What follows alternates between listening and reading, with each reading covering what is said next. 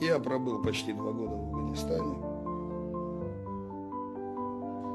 Вот на этом пятачке я, еще раз говорю, с 31 декабря. Сегодня 12-е. И я могу вот эти 12 дней, если суммировать те 2 года, которые были в Афганистане, наверное, вот за эти 12 дней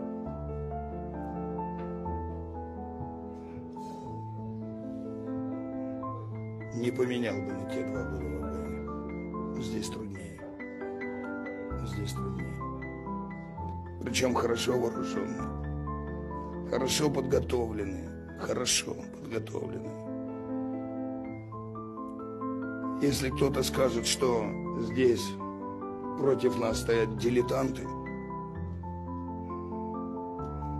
я этого человека не пойму.